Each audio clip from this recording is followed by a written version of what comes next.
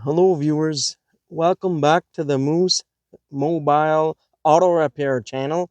And so today I just wanted to discuss a little bit about myself, so you guys know on who I am. Now, my name is Mustafa in English, but in Arabic it's pronounced Mustafa. Mustafa in Arabic. And so this name is derived from the name Mohammed or Muhammad. So it means the chosen one. Every name, every name in my religion and culture has a definition. Every name has a meaning. And so anyhow, as I was growing up as a young child, uh, I wanted to be a firefighter when I was growing up. I later had and noticed that there was a hearing impairment, and I also had a speech impediment as well. And so that uh, affected me in a negative manner as I was growing up, because I was a little slower than the rest of everybody, because it was very difficult for me to hear people. And so it would be hard uh, in the classroom and to learn and stuff.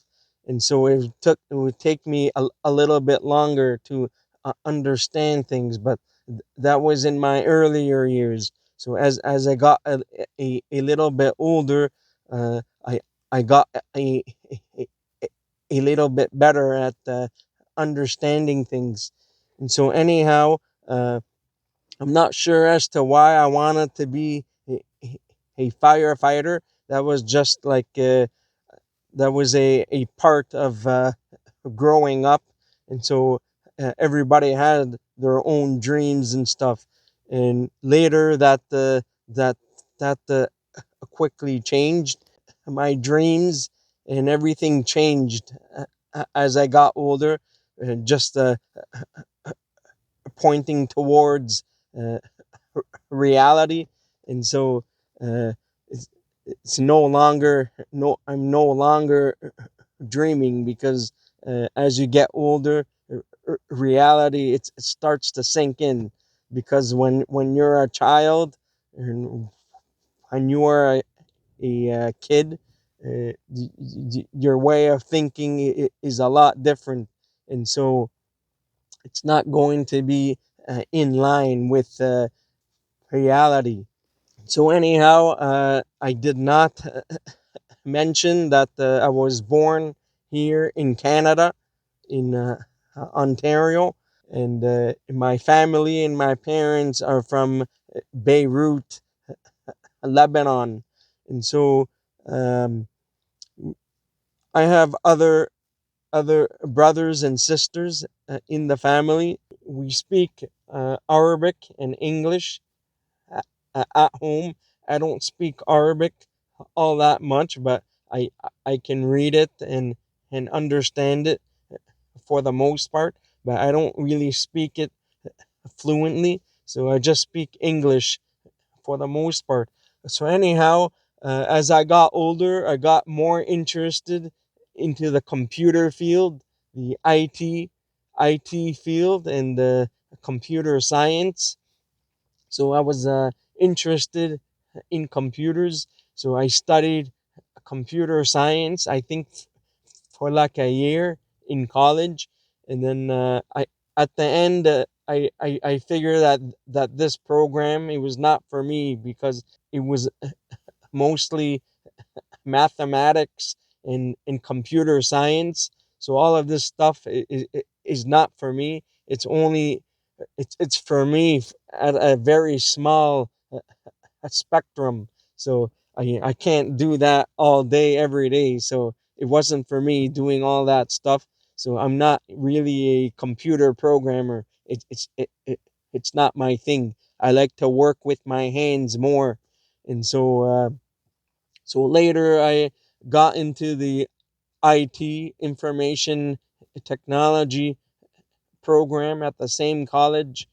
and I finished that and graduated doing that, but I was not able to find a job placement after I finished, and a lot of stuff was like help desk work and stuff, and back then there were jobs for like computer technicians and things like that to fix and repair computers, but all of that has slowly gone away now, and now there's too much competition in computers now, desktop laptops and PCs and whatever.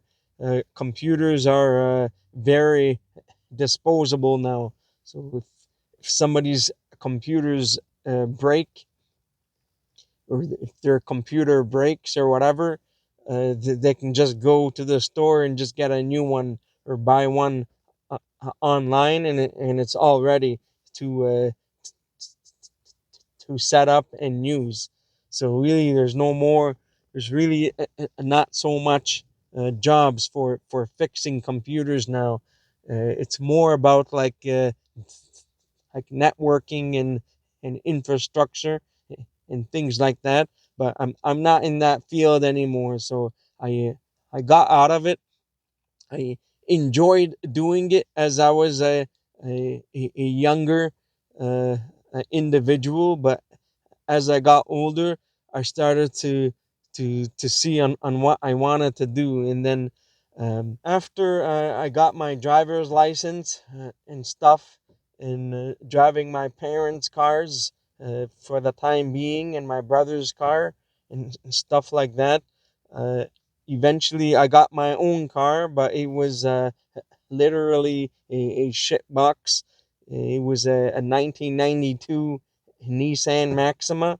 So I had that car for probably a year or so, and then I got into a very bad a collision or accident. It was four cars involved. The It's a long story, but I was driving westbound, and there was a Jeep Cherokee. I think it was a Cherokee. It was going eastbound, and so the Jeep Cherokee was going on the opposite flow of oncoming traffic. It crashed into uh, two Honda Civics. It was a 2001 to 2005 model years Honda Civics. So by coincidence, it was two Honda Civics, and then the Jeep. It landed on top of my hood, on top of the windshield, and then I saw the Jeep. It flipped in the air around 6 or 7 times and landed upside down in the ditch. So the speed limit was a 60 km/h zone, and I think the other side was the same thing. It went from 80 kilometers to 60 kilometers, and so the driver of the Jeep was going at a very high rate of speed. Has to be at least 100 km/h.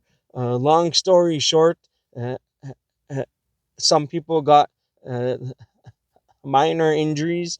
I was okay. I just had a small scratch underneath my forearm, and so I was okay for the most part. But I had a lot of trauma for many months because of the accident, and there was a pregnant woman. She was not able to move her neck, so they admitted her to the ambulance, and I'm not sure on what happened after that, but.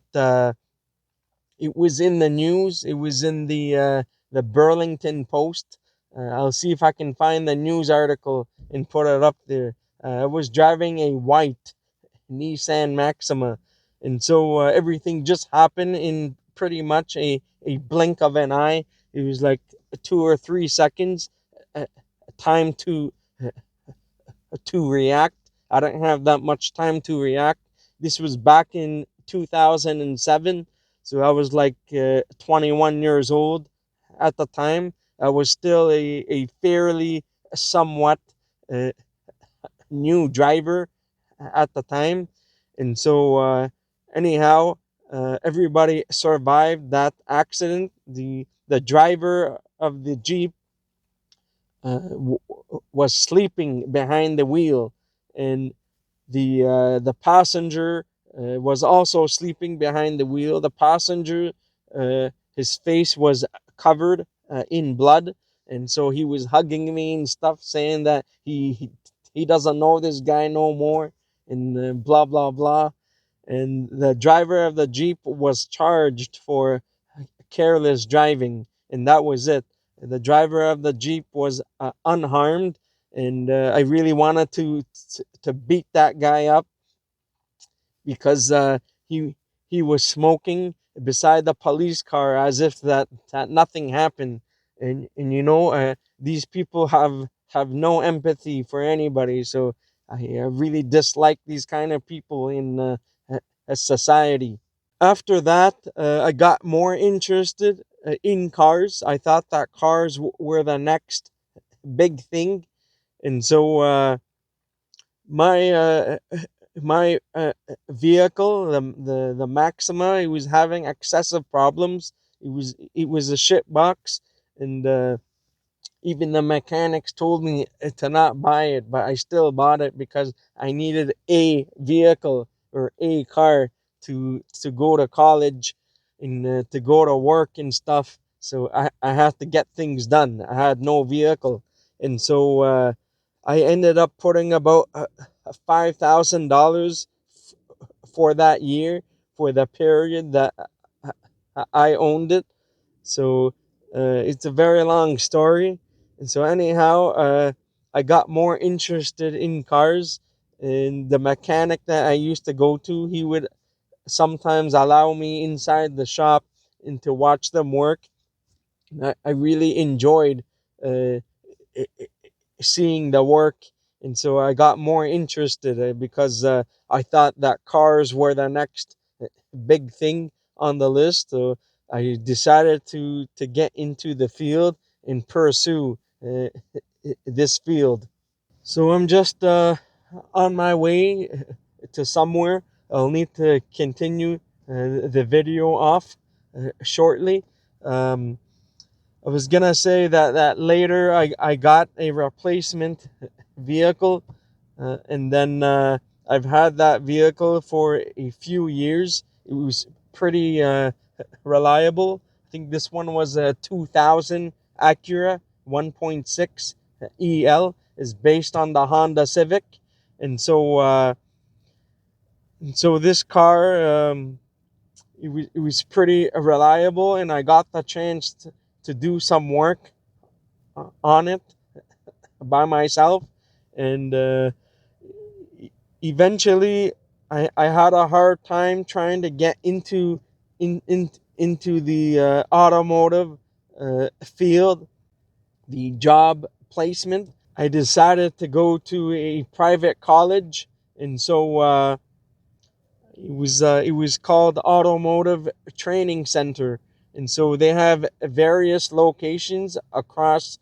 a few provinces in Canada. So this is a pre-apprentice program to allow you to get the basic uh, knowledge and experience. And so I did this for 6 months. It was an intensive program, so it went for 6 months.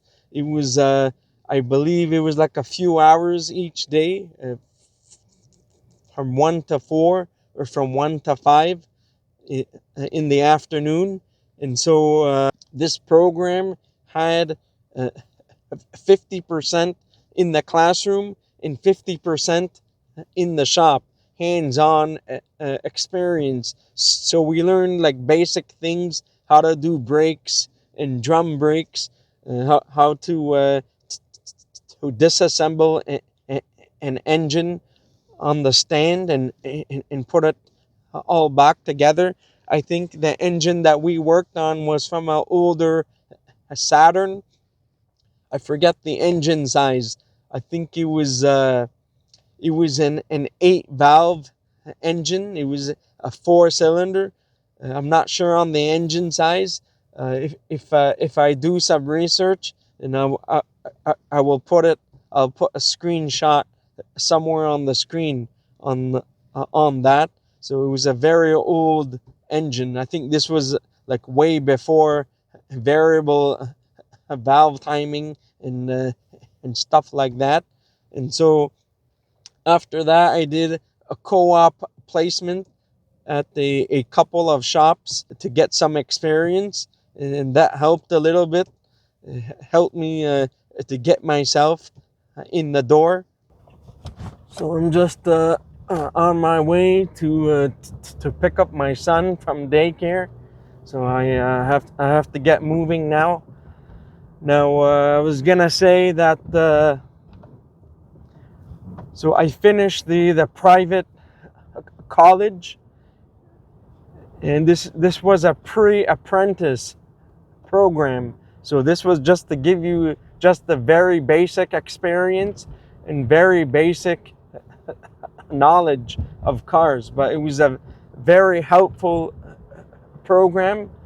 And this one I paid roughly, I think, like $8,000 or $8,400 back in 2010 when I was just kind of like starting off in the field. But I started to work on cars around the beginning of 2008. And so after I finished the automotive pre-apprentice program, I was able to get my foot in the door for working at the Toyota dealership. So I think that was my first job. I worked as a lot attendant at the Toyota dealership. And excuse me, I've been sick for the past week, so my voice is not 100%. So excuse me. So anyhow, I've been over the years, I've ran through a lot of hurdles and struggles in my career. It was mostly because of people on who I worked with. And so the people that I worked with in all of my years, a majority of them were not very nice to me. And I was working with a lot of people that had insecurities. And so these people were not good to work with.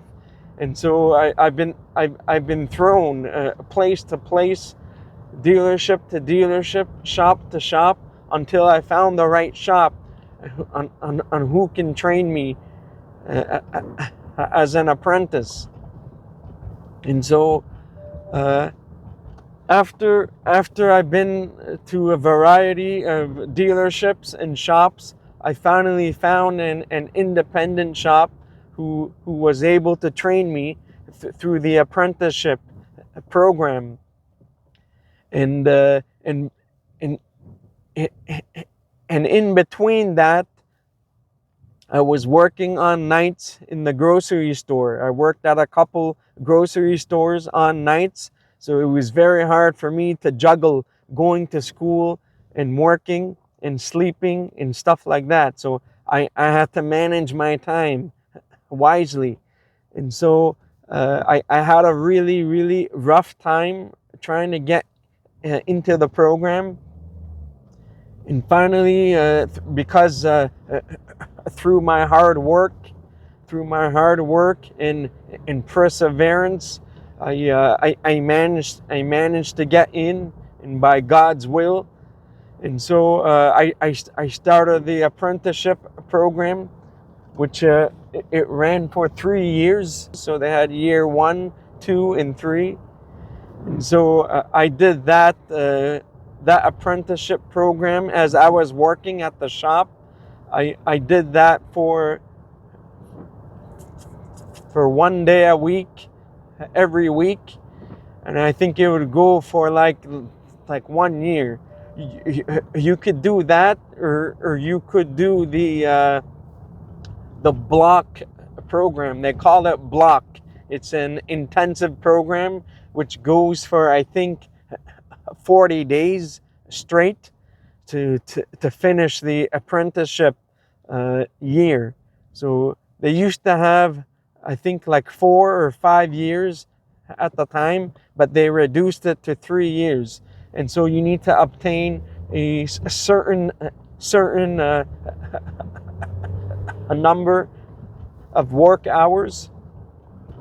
I believe it was like 9,000 hours at the time, and they reduced it to 6,000 hours.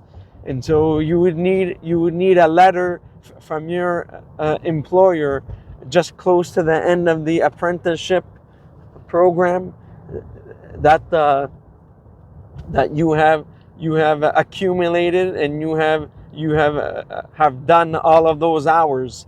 And then you would give that copy to the Ministry of Training, or whoever is in charge of the apprenticeship program in the area that you live in. So the school that I went to was at Mohawk College to do my apprenticeship program. And so after that, I had to write they call it the C of Q, certification of qualification exam, the 310S. It's called 310S here in Canada. And so I passed the exam the first time. I've heard and seen a lot of people, they failed that exam quite a number of times. They were not able to pass it the first time. I've seen people, they failed it like 2 or 3 or more times, and they were not able to pass it. And so it was a little bit of a challenging exam, but I managed to pass it, and I was still lucky. But I studied very hard for that exam, and so I obtained my license sometime in July of 2018. And so so I was gonna say to fast forward a couple years later, in COVID time and stuff, I was working at the GM dealership for like a year or two. Then I had to stop because I had some lower back injuries. I have a L4, L5 disc bulge. So it has gotten worse over the years. And so I had an MRI scan, and it said that I had a disc bulge, my L4 and L5 in the lower back, in the left side. And so now it's becoming a little bit difficult for me to do car repairs because I'm always in awkward positions in lifting heavy and things like that. You have to crouch and bend down and things like that. So everything is very hard on the body. It takes a toll on the body. When you are young, it's very easy. You feel like that you are Superman. But after you get a little bit older, it starts to come back at you. So it starts to come back at you. So you have to watch out. You have to be careful. And so it came a point in time where my whole body was just sore, because every single day I was working like 6 days a week, including Saturdays at the dealership, and working on the side, doing the mobile mechanic work. So everything was sore in my body, my hands, my fingers, my arms, my back, my legs, everything was sore because it was too much for me, too much repetitive motion. So I wasn't able to do all of this stuff every single day, and things got worse with the management at the dealership. And so and because of COVID time, the workload got less, and people started leaving. And so I was forced to leave at the very end. Like I got a little injured because of my back and everything, and so I needed to take a break. And also I had a newborn baby son in 2020. He's 4 years old now as I'm speaking, and so I had to take leave, and so I stopped working for a few years, working for people, and so I decided to go on my own to work for myself. And not too long ago, just 2 years ago, I started my YouTube channel. In the beginning, I thought it was gonna be a hassle to do my YouTube channel, but then I figured out I really enjoyed it. So I had to stop the video for some time because I was doing things in between, and now I'm just going for my martial arts class, Hapkido class. So I'm just about to hit the road now. So I'll just continue talking. So I was gonna say that I thought that in the beginning that the YouTube stuff was going to be a pain in the butt and a hassle to do, but it turned out to be a lot better than what I anticipated it to be. And so although that shooting the videos and making the videos as I'm doing the car repairs or the maintenance, it can be extremely tough at times, especially when the customer is in a hurry and they want the vehicle back. So it makes it extremely difficult for me to film, and so that can be the hardest part sometimes. And the video editing, it takes the bulk of my time, so that takes a while sometimes. Some of the videos can be more or less time consuming depending on the video, so it's going to be dependent on that. During and after the COVID period around 2020, 2021, things started to get a little bit downhill for me, but I ran into some health problems and some other issues down the road before I started the YouTube channel. And back in 2021 of November time, I had an injury. I ripped my distal biceps tendons on my right arm, and so because of that, I was not able to do any work for the next little while. And so what happened is that I was doing multiple side businesses or side gigs on the side as I was working for myself at that time. I was not working for a dealership or a shop, an independent shop. And so the issue is that over the years I've been very, very hard on myself, and I always used to lift heavy all the time, always carrying and moving things around. And also back in 2016 to 2019 and or so, I used to work out heavily at the gym. I used to do that like 5 or 6 days a week for 2.5 hours at the gym, and then I shortened it down to like 3 days a week, because I was getting tired and very busy and stuff.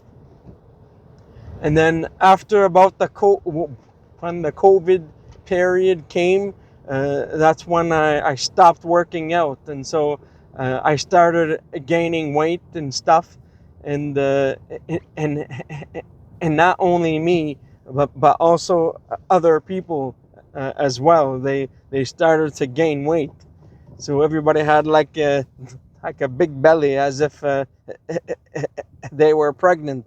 And so I know during COVID period, everybody was staying at home, and people were busy making babies, and were busy like renovating their homes and things like that. And people were doing hobbies and stuff, because everybody was under lockdown, and so everybody had to stay home. So they needed something to do. The gyms were shut down, and they were only open during certain periods and restrictions. And so anyhow, my injury now,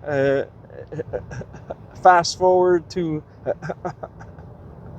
November 2021, I had like 5 or 6 boxes that were loaded on the dolly, and I was going down the stairs, and the boxes, the entire load was not too heavy, but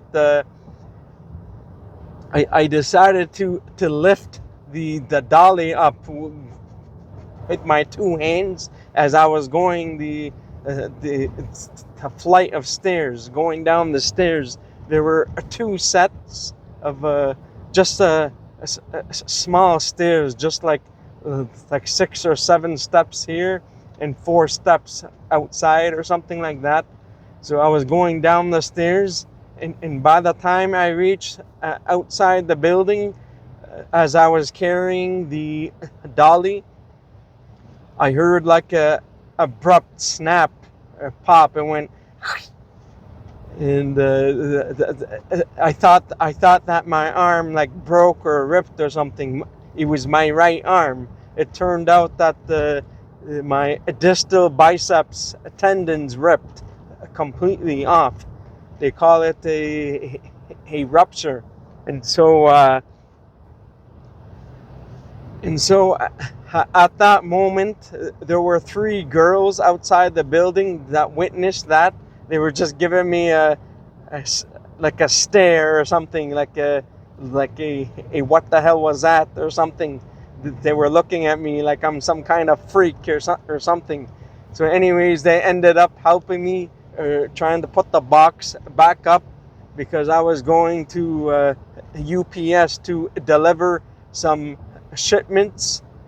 And so my right arm was completely disabled. It was a little bruised and disabled. I wasn't able to move my right arm much. There was a little bit of pain, but it's a different kind of pain. I can't really explain it. And so after that, I made some phone calls, and I went to my family doctor first to see on how serious this was.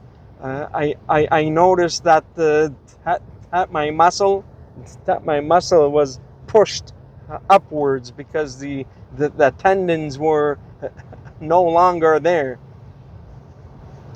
And so because the tendons were no longer there, the bicep muscle was pushed upwards. So you'll see between the forearm and the bicep that there was nothing there. And then you see a big bulge. You see that the muscle, it looks bigger. I'll show you guys in a bit. I'll put some pictures on the screen. I did take and have some pictures back then, before and after the surgery. And so it wasn't a pleasant injury, but unfortunately, things do happen. I I do believe that I did have a partial tear at some point in between, because every once in a while I used to feel pain in that right arm, and when I went to the gym, it would get better. The pain would go away, and then there came a point in time where I was just exerting too much force on my arm, and I had overextended my arm, and so that caused the muscle to rupture.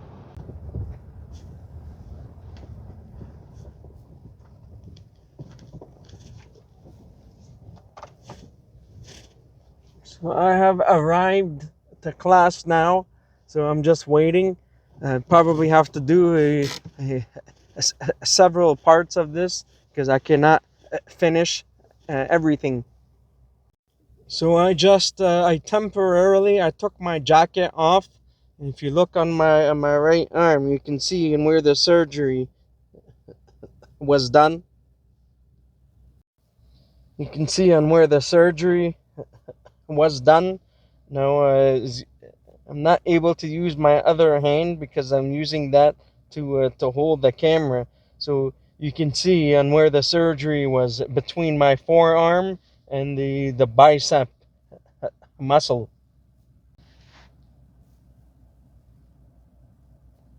So you can see that they made an incision in between. It's roughly maybe like 2 inches or so.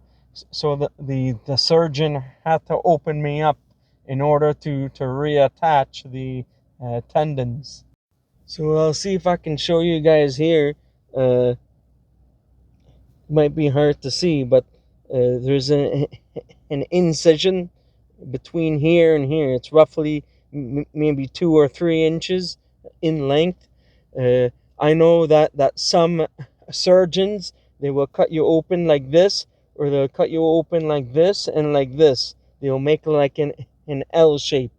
So so what they do is I had a lot of follow up sessions before and after.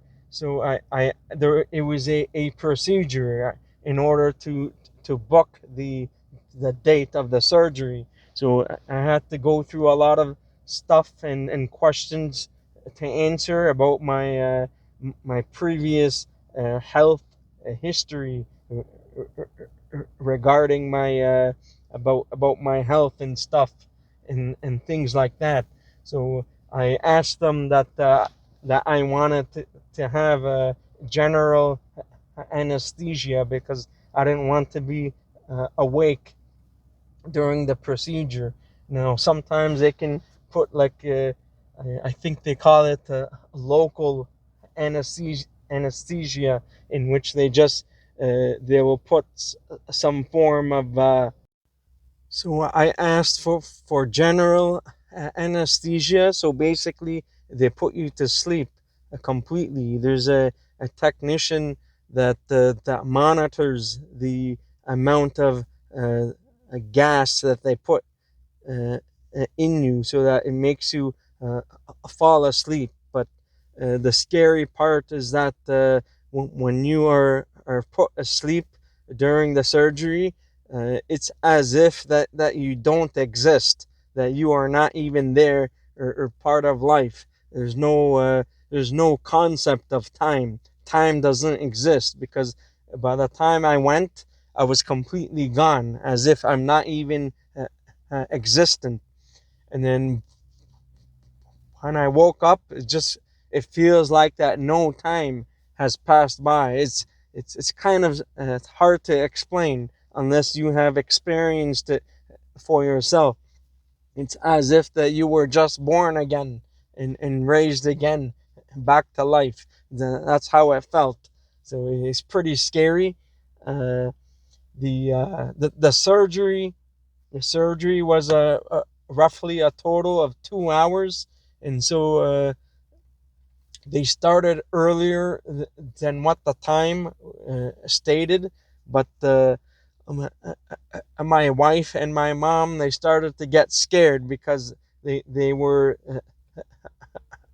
wondering on what happened to me, and so they didn't have a clue on what was going on. But shortly after the surgery, I was put in a care room after surgery, care room, but I was only there for like half an hour because they want everybody to go after the surgery. They call it day surgery or day release or something. So it's just a quick surgery, and then they and you need to leave after.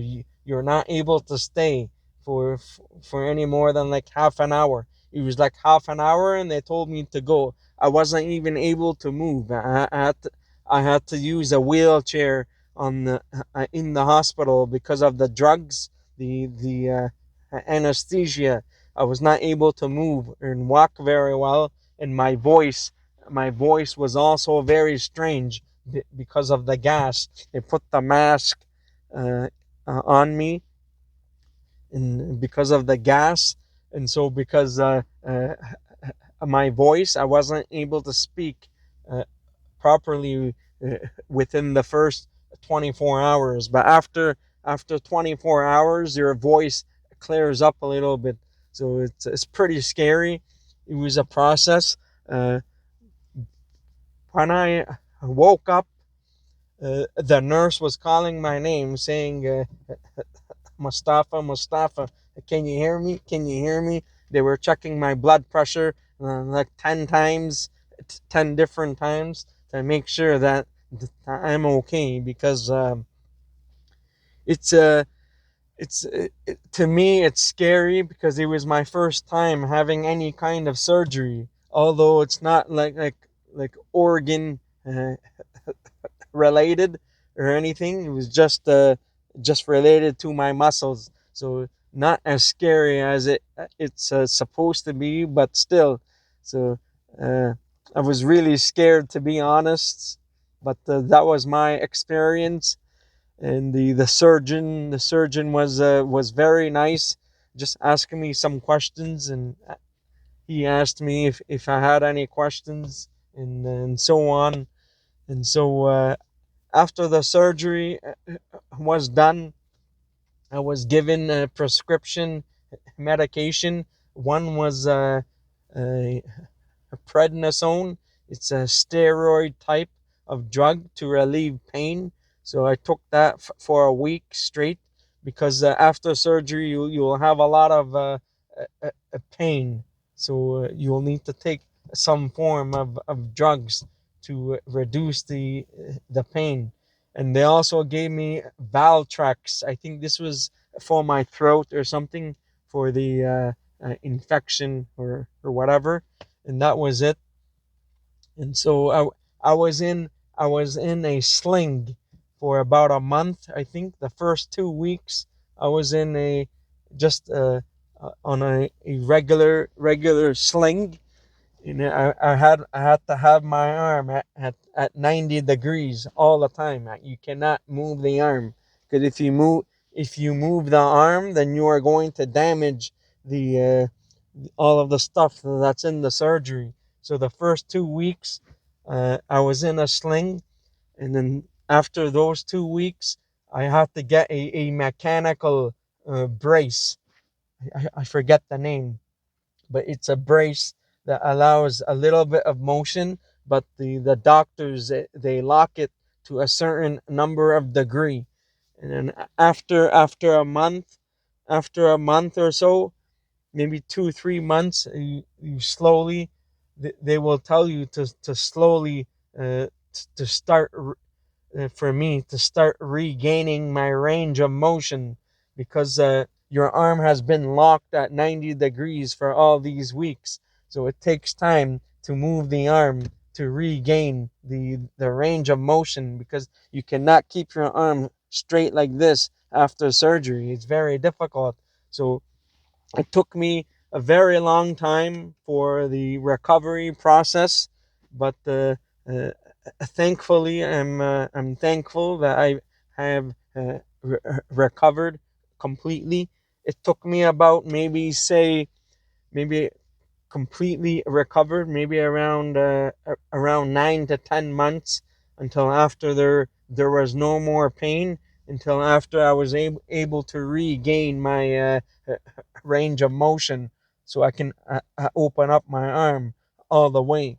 Uh, in the beginning, it was difficult because I had to use like plastic bags to put over my arms, to put over my arm if I have to take a shower, because I cannot get that wound wet. You can't get it wet. So I had to put very good, or a couple plastic bags to cover up the wound, because you don't want to get it wet if you need to take a bath or shower or something. And so it's very difficult. I had to get my mom and my wife to help me, and so it was not easy. The first like month or two, it was pretty rough, and I was crazy enough because after 10 days after surgery, my older brother wanted me to do tires for his sister-in-law's car. Wanted me to install the winter tires, like the off rims. So I had to install the bare rubbers on the rims. It wasn't already on rims, and so he was not able to get an appointment for the winter tire season, and it was about 3 weeks out that the shop wasn't able to bring any appointments in because they were slammed and fully booked. And so uh, I have a manual tire machine that I have in the basement with the head attachment and stuff. So I still did it. I worked with the one arm, and I used my elbow carefully to not open up this arm. It was very dangerous, but I still did it. Anyways, I was still able to remove, install the tires, and to balance the tires. I have a tire balancer machine at home, so I was able to do everything, but I was very careful. I had to be really careful. It was not really my time to work, but I didn't really have a choice. And my older brother, he was pushing me. He was pushing me to get it done. I'm like, okay, fine, I'll do it. So I got it done, and yeah. So, but still, I still had to be careful because I couldn't open up that arm because the surgery was still new. So you have to be careful. So I didn't mention the procedure, the process, and what they do. They once they give you the general anesthesia or some type of anesthesia, so you don't feel the pain during the surgery, or so they put you asleep. They will make an incision in your arm, and basically they will trim the tendons off on both ends, and they will drill a small hole inside the bone, and they will place an anchor underneath. They will place an anchor underneath, and to tie up the tendons, to join them together, and to put it underneath the bone so that the anchor and the tendons are being held in place. And then they close you up after that. And the one part on the upper part of my arm, it's slightly opened up a tiny bit, but it wasn't a big deal. The terminology for that is called dehiscence. Dehiscence. It's when the skin opens up slightly after surgery. If it opens up a tiny bit, it's okay. It will cure on its own. The skin will close up and recover on its own. But if it opens up too much, then I think you have to go back to get the to get yourself closed up. And so that's the overall procedure. Now they usually use like a stainless steel anchor, and it takes about 6 weeks for the tendons to grow back into the bone. So it takes some time, and so you have to be careful. But at the very end, the tendons on the arm that had the surgery is pretty much the same as the other arm.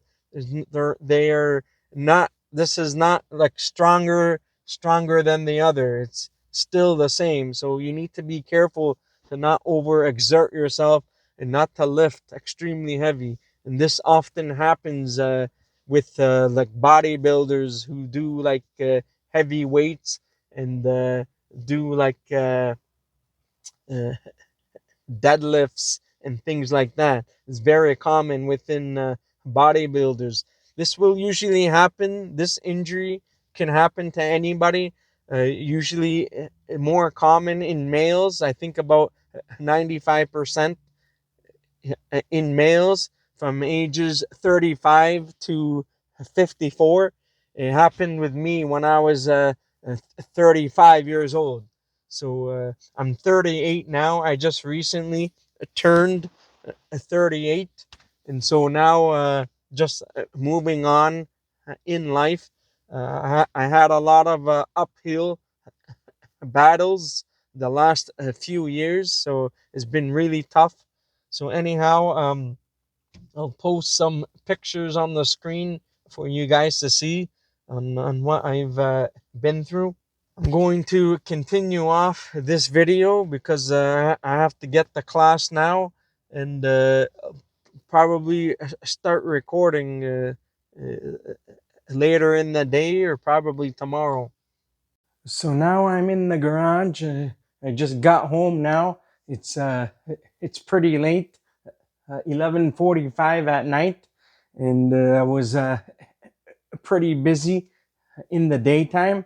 So I'm just going to continue off for probably a few more minutes or so, or probably longer. I'm not too sure on how long I'm anticipating this video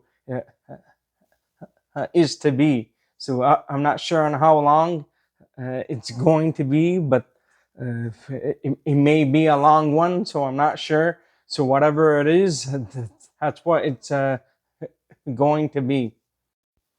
So as you can see, it's 11:45 at night. This is a radio controlled clock, so it adjusts the time automatically. I believe it uses the time somewhere in the USA, so it's automatically controlled. This is a special type of clock. I got this one because I had two previous cheap ones that don't work very well, and they broke.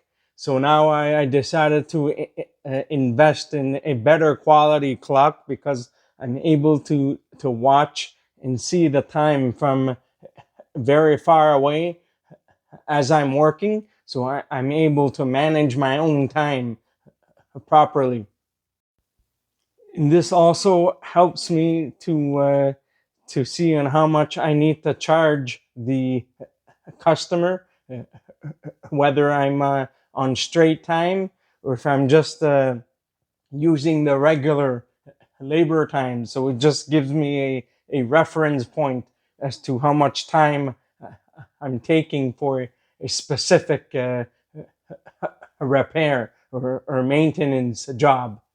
I know some people will be like, oh, to use your cell phone, or I don't always have my phone in my pocket. And so it's time consuming. I need to have a clock on the wall so that I can watch the time easily from very far away. I can see the clock all the way from the end of the driveway. So it's really clear, and this helps me to manage my time.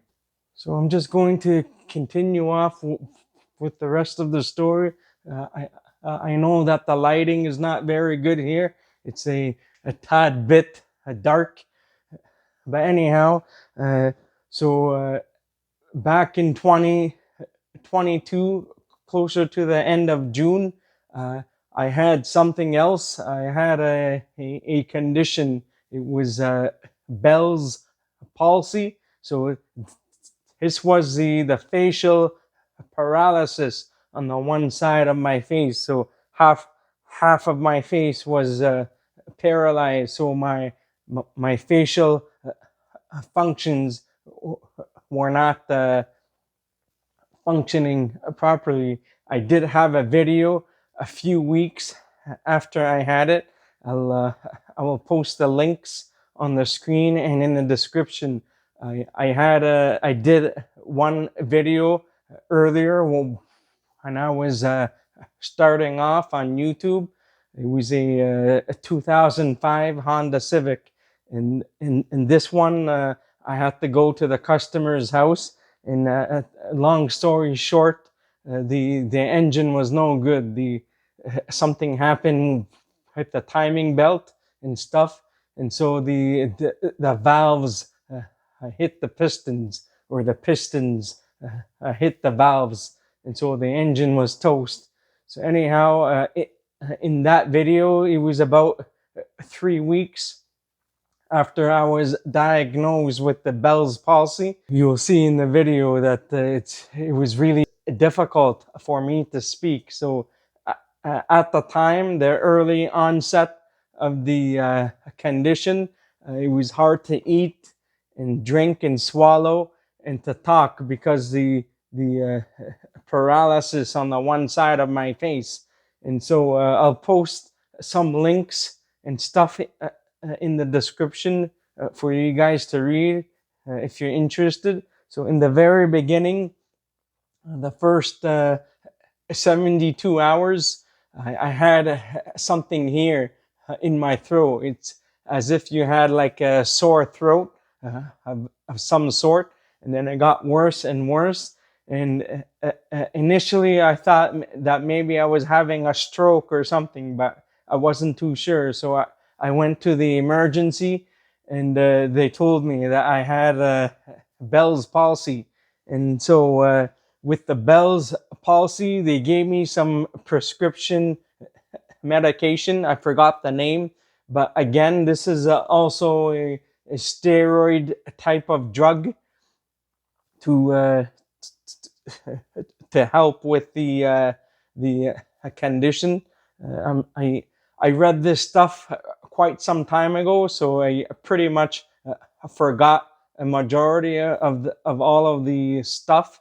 So I will have to look back and have a look at on what exactly Bell's palsy is. But I do know it's a facial paralysis on one side of your face. And so anyhow, so that's what happened to me, and it took me quite some time to recover from that. So if you notice in some of my earlier videos, the way I was talking and stuff, because I had that condition. So now fast forward after a year or so, I'm probably about, say, like 90 or 95% recovered. I didn't recover all the way because one of my eyes is drooping down. So in some of my videos, you might see that one of my eyes are smaller than the other because of the Bell's palsy. And so there's no fix for that. And so it took me some time to recover from all of this, and I'm pretty much back to normal now, but still I do have some challenges day to day. So in some instances I have some pain, more or less. So some days it can be worse and some days are better. So it really depends on what I did the day before, if I did a lot of work on cars or not. So it's really going to be dependent on how my week was. So the last thing about the Bell's palsy is that that my smile and everything is a little bit off.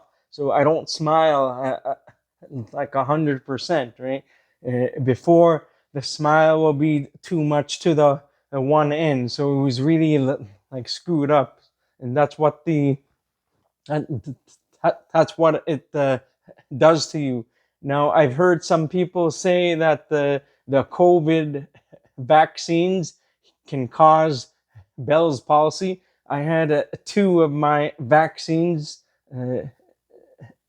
back during COVID time, and it was like a year later or so, a year or so until I got the Bell's palsy. So I read a lot of stuff based on that, and I really don't know if there is some underlying factor or condition that causes the Bell's palsy. I read some stuff that says that doctors are not sure as to why it happens to people. So the Bell's palsy can happen to anybody. It does not matter on who you are. It just happens like that.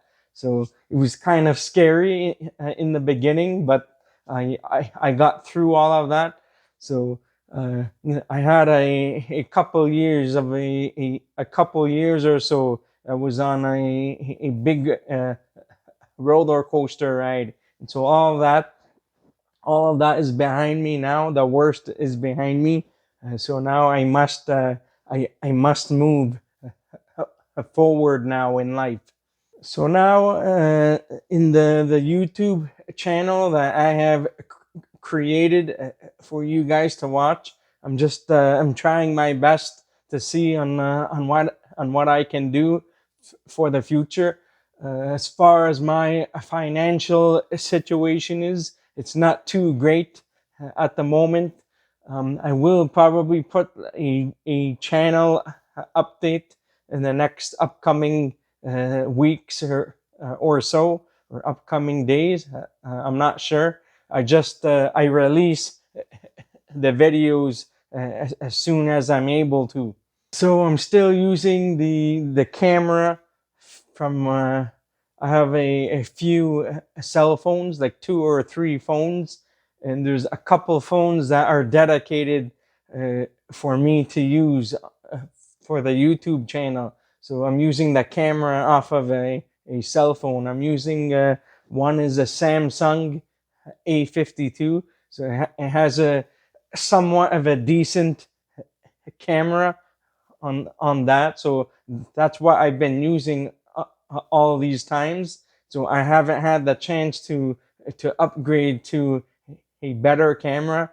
I know that this phone has some problems with like the lighting quality and stuff in the background, and it has some issues with the I believe they call it a rolling shutter or something, because as you know that they don't use the best quality lenses on the cell phone cameras. So there are some times that the pictures in the video, or how the video is being played or recorded, you can see that it looks like kind of funny or something. It's hard for me to explain, but I'm hoping to upgrade to a better camera in the next maybe a couple years or so. I'm really not sure yet, but I'm sticking to on what I have so far, because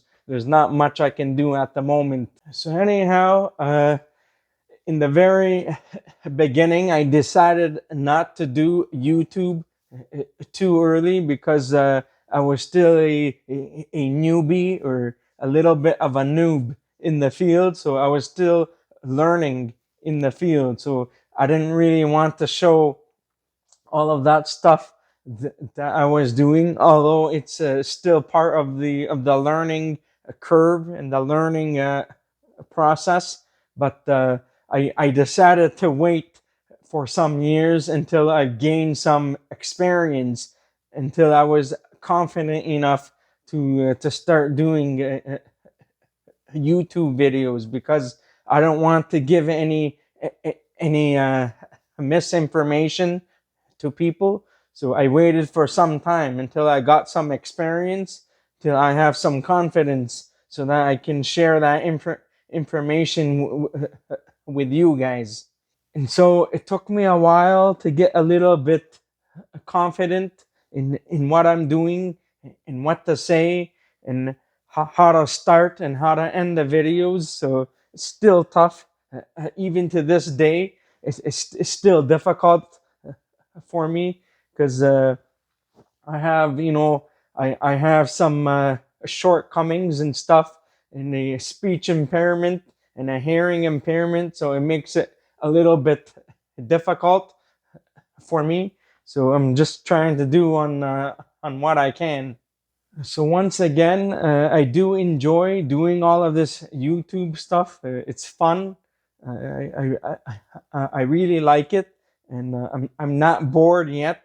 So it's pretty exciting, as well as the vehicles come in from time to time. It's very exciting, because I can take you on that same journey that I'm taking, and you guys can see on what I'm doing. And so I try to give you guys the real world of car repairs and diagnostics. There hasn't been like too much of the hardcore diagnostics yet. I do the vehicles as they come. So it's getting tough. It's getting tough to bill customers for the work, because some customers are okay. They've been with me for a very long time. Other customers, they don't really want to pay a mechanic to do work. But there isn't anything that comes free, right? You have to pay. You have to pay for labor, right? There's nothing free, right? Tools and talent and stuff like this costs money. It's not free, right? But again, I am not the only guy in this town or city. There's hundreds of other guys that's like me, but who knows, right? There's plenty of shops out there, but you'll really need to narrow it down to really know on who's good, on who's really good at fixing your vehicles, right? So anyhow, I'm going to conclude the video for today. I will try to make a channel update later in the upcoming weeks and just go from there. That's it for today. If you enjoyed this video and found it helpful, please don't forget to give it a like, and please consider subscribing to my channel if you're not already a subscriber, and I'll see you guys in the next one.